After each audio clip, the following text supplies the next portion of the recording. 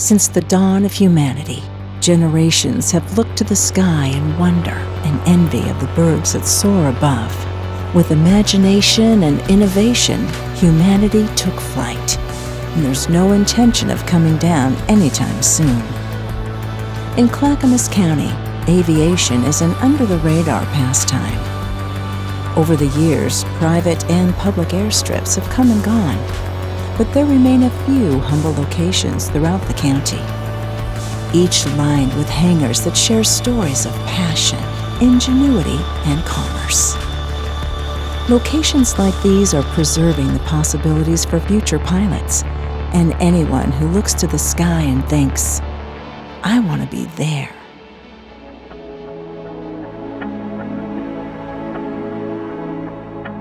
Tucked between crisscrossing country roads and sprawling fields lies Lenhard Air Park. This privately owned, public-use airstrip is home to everything from early military style to home-built aircraft. Within the grounds of this humble airstrip, a strong sense of community can be found around every corner. In looking closer at the history of Lenhard Air Park, a striking story of success emerges. And as far as the American dream goes, the tale of Jack Lenhardt and his family business is one for the ages.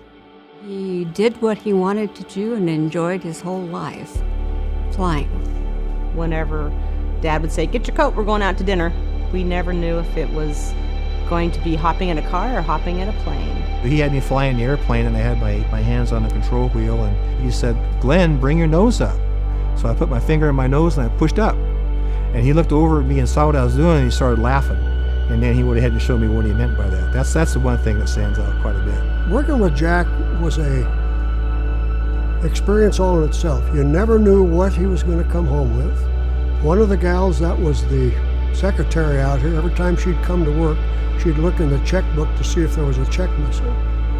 And if there was, we'd always wonder what he was coming home with. He himself said that he felt like the luckiest man in the whole world because he loved to fly from the time he was 5 or 6 years old. That's exactly what he wanted to do, and he made it his life profession. Jack grew up on a dairy farm east of Hubbard and discovered his passion for aviation by witnessing the stunts of a local legend that flew over the area. And during the pursuit of his dreams, Jack met Elaine and married his two loves in a most fitting way. We met roller skating in Woodburn 60 years ago next month. We just hit it off right away. It happened to be my birthday when I met him at 16 years old. And we went together only for about 9 months and got married. Can you imagine that? They said it would never last. All the family at 16 and 18 years old. My husband, who had been flying and helping out a friend who was just getting started crop dusting around the area, and the man that he was flying for decided that he didn't really want to do this after all, and he was moving out of the country. And my husband bought the airplane and the business all in the same day, and we got married in the afternoon. He took me for my first airplane ride, and I didn't really realize that this was going to be his life profession, and didn't think there was anything at all to worry about. He was very good at what he did and confident, and so that's the way that it started. As Lenhard Air Park transitioned, Jack worked to expand the hangars and services on site. But dreams as they be have a way of coming back around. And for Jack, his dream flew in the form of an FM-2 Wildcat that inspired him as a kid years ago. I was roughly 15 when he started restoring it was a World War II Wildcat. My dad grew up on a farm just right here next to the airport, and back in World War II, Mary and Carl flew a Wildcat in the Marines, I believe it was. And so whenever he would be coming by, my dad, as a young man, really young, would see him, swoop down in the field and pull up high and do some aerobatics and come back and do it again. And that was the inspiration for the Wildcat that he built. Matter of fact, he built it in the same colors as what Mary and Carl's aircraft was. After the construction of the Wildcat was completed, Jack took to the sky with his novel creation and made his way to a few air shows around the country. until one fateful day when Jack's longtime friend Bill Compton nearly lost his life as they flew home. Jack and him were coming back from an air show, but he did crash it. Fuel starvation, he rolled it up in a ball. It almost killed him.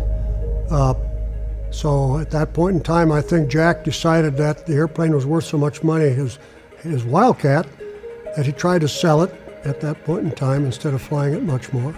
He ended up trading it to the Naval Air Museum at Pensacola, Florida.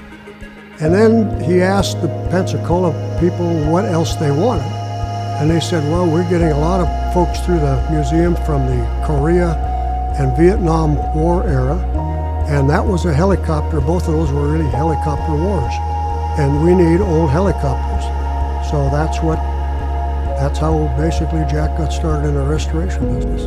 I mean, after, you do these things and you think, this thing's going to be on display for 100 years. It's going to be seen by God knows how many people. How many people get to do this? And we did, all total, probably 24, 25 aircraft for museums. And they're all over the place. How many people get to do that? Throughout the years, Jack and Jim restored a variety of helicopters. But one of the most notable aircraft restored caught the ear of a larger audience and culminated in an event that would impact and ripple on in the minds of those who were there to witness it. There were some World War II gliders that he restored here. And what he ended up doing was there was a group of people that actually flew the gliders in World War II that got together once a year.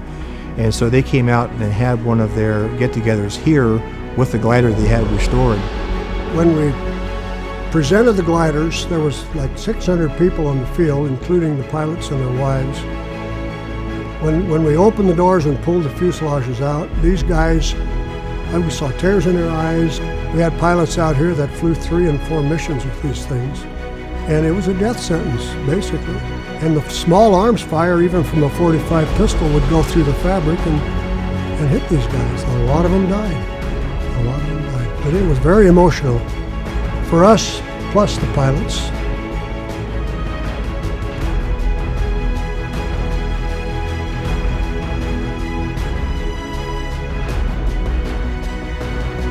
The passion out here when the pilots of those gliders were here, that's something I'll never forget.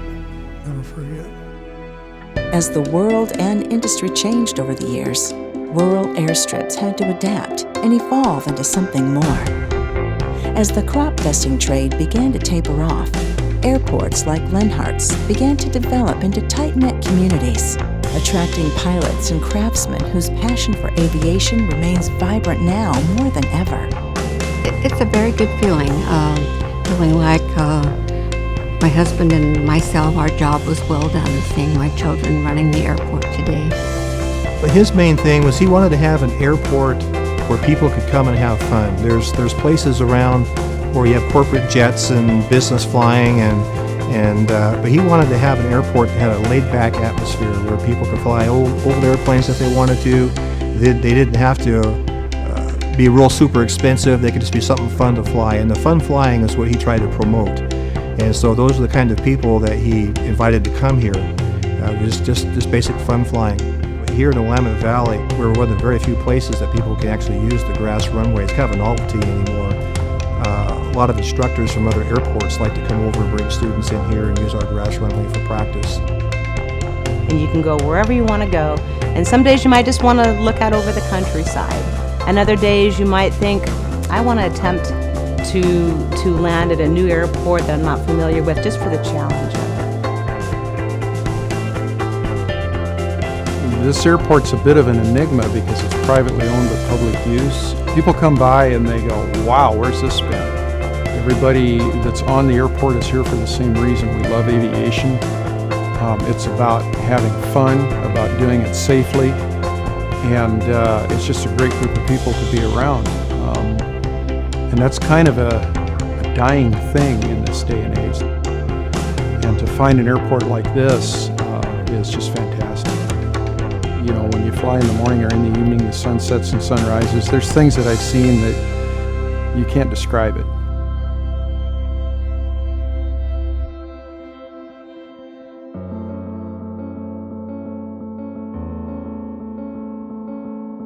A few minutes by air can take you to any number of places. On our current flight plan, we head to what was once dubbed the flyingest community in the country. The story of the Mulino Airport starts as most stories do, with an individual set on accomplishing great things. And with that, a lumberman by the name of Ralph Kapler set out to construct the airstrip, recognizing the profitable venture flying provided in terms of both business and pleasure. And by 1953, Kapler inspired a great portion of the 600-person community of Mulino to take up flying. Even now, the Mulino Airport remains as potent as ever in instilling the flying bug in nearly everyone that comes in contact with the enthusiastic community and gatherings on site today. Once you've tasted flight, you long to be back up in the sky again, and you forever walk the earth looking up to the sky. Once you're bitten by the flying bug, there's no going back. It's just something about it. It's a totally different life up there, literally.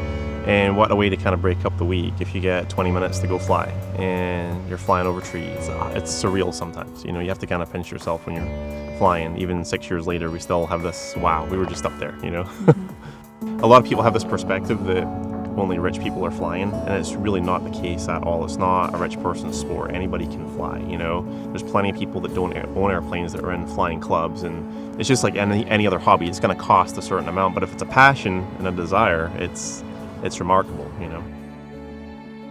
The plane kind of found us.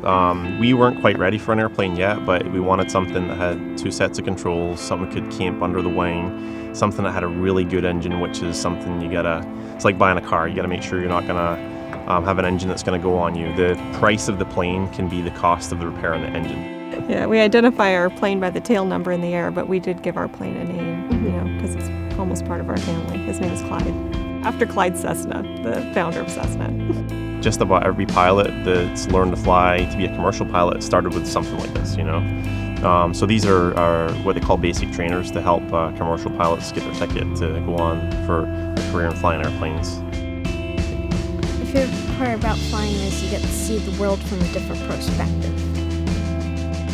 I like seeing how we could be up there with birds and see the world from a different angle and see the houses. If you hook up with somebody who's into aviation, we love showing people taking somebody up for that first flight, just to kind of get you hooked. There's not a pilot around here that wouldn't take you up for free for that first half-hour flight just to get you into it and then kind of get you in that right direction. Once you get your pilot license, there's flying clubs. There's one on the airfield where people buy into. So you can be part owner in several airplanes, which is cheaper than a car payment.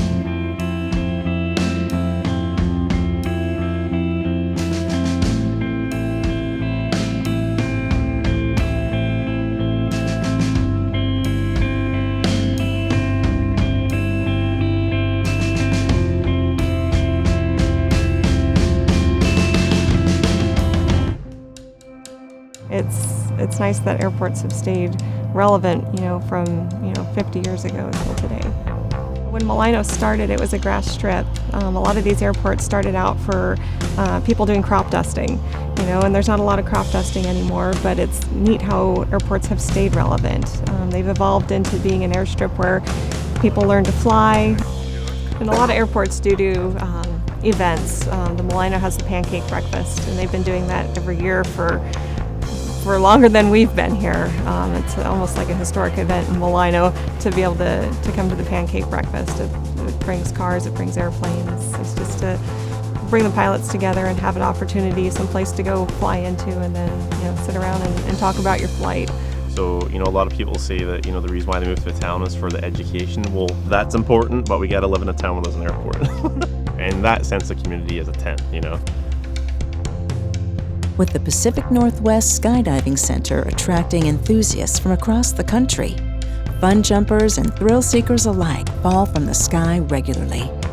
And if you think jumping out of a plane is a little too risky, co-owner Natalie Rogers may be able to put things into perspective. The most dangerous thing you're going to do on the day you skydive is drive here. So you get in a car and you take those risks every day because it's a necessary risk.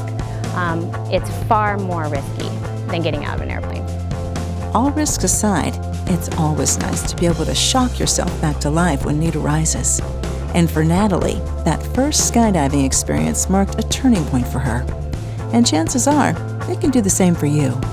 I was going through a really turbulent time in my life, and I thought something fun would be good. A girlfriend called me up and said, jump out of an airplane with me. And I said, okay. And the first time I landed, I knew immediately I had to do this a million more times before I die. And I've been doing it now for 6 years. Natalie, along with co-owner Dave Thorpe, have based their operations out at Mulino and cater to new jumpers and seasoned veterans alike, even offering classes and certifications for those keen on making skydiving a regular activity. We do tandem skydives, first-time skydives. We also have a skydiving school where we teach people to become skydivers. And we primarily want to cater to the repeat skydiver, the fun jumpers, what we call fun jumpers. They're licensed skydivers who do this as a regular hobby. The first-time skydiver, they take about a 15-minute training before they go up to skydive. And the nice thing about a tandem is that doesn't require a lot. There's not a lot of responsibility on the student. Most of the responsibility is borne by the tandem master they're attached to. So all the student really needs to know is how to position their body on exit from the aircraft and on landing, and that's what makes it a perfect introduction to skydiving. Skydiving is a community in and of itself. The jumpers, when we get together, we're all similar, like-minded people, so I think it fosters that whole sense of community to begin with. And then adding to that a sense of welcome and a desire to have jumpers here that feel wanted, that feel like a part of the team, that feel like this is where they belong. That creates and fosters that environment, and it's huge. It's huge for the tandems to see. It's a huge experience for them. It's also great for the students, right? It's what brings the tandems in and turns them to students because they see that environment, they see that community, they want to become part of it.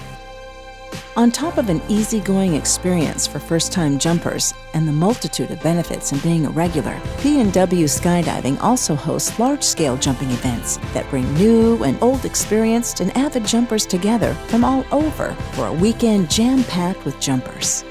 Our event is what we call, in the skydiving world, a boogie. That's another term for a party. And they've been going on since skydiving, long before I ever started, long before we were here. When you get a bunch of skydivers together for a jumping event, it's called a boogie. What do? We have fun. We jump people out of airplanes all day long, day in, day out. We give a lot of high fives and have a lot of pumped customers coming around. We probably did 20 tandems today. We have a lot of fun jumpers here. The plane that we have down today is a Cessna Grand Caravan with a Black Hawk conversion, and we have an R-44 helicopter. You know, what's not to like? The jumpers that are coming in will range from brand new jumpers that have maybe 50, all the way up to thousands and thousands and thousands of jumps. So there's going to be a whole range of people, and not all of them are always here. So boogies bring in people from all over the place, which is the fun part of it.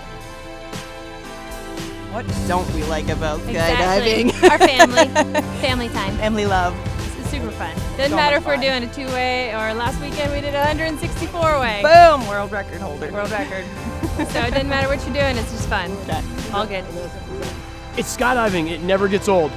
We go up to 11 to 13,000 feet. We jump out of airplanes. It's pretty hard to get tired of that.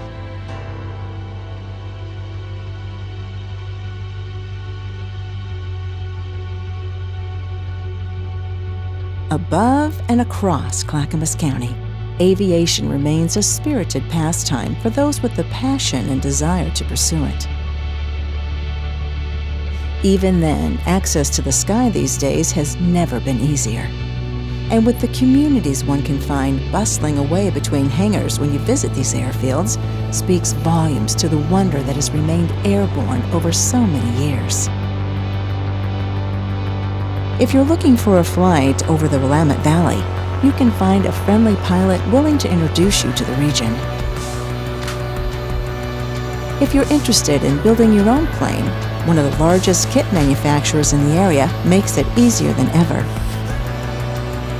And if you're looking for a thrill to shake up your day, skydiving communities are right out your back door, eager to get you up and out into the air. So the next time you look up in the air and think, I want to be there, well, now you can.